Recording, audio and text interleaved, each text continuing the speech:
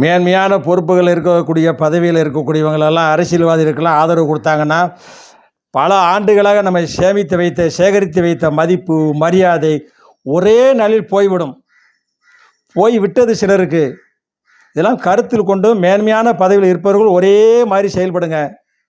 கருத்து கட்டறை என்ற பெயர் கட்டுரை அப்படின்னு நான் போடுறல, கருத்து பட்டறை என்ற பெயரில் நான் போடுகிறேன், பேசுகிறேன். நான் நடுநிலையாக தான் இருக்கேன். யாருக்கும் ஜால்ரா போட மாட்டேன். மக்கள் பேசுகிறத சொல்வேன். அன்றாடம் மாறிக்கிட்டே வரும்.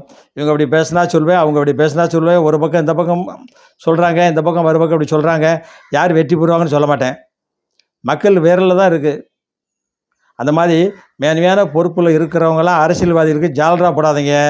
அரசு அதிகாரிகள், காவல்துறைகள் எல்லாம் உங்களுக்கெல்லாம் பொறுப்பு 60 வயசு வரைக்கும் இருக்குது.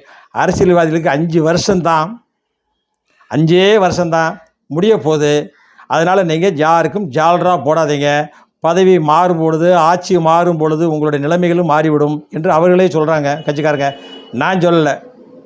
அவங்க சொல்கிறத உங்களுக்கு சொல்கிறேன். உங்களுக்கு தெரிஞ்சிருக்கும். இருந்தாலும் கையில் ஃபோன் வச்சுருக்கீங்களே, உடனே நீங்கள் கேட்டுக்கலாம்ல என்கிட்ட. அதுக்கு தான் அடுத்த வேலை வரேன்.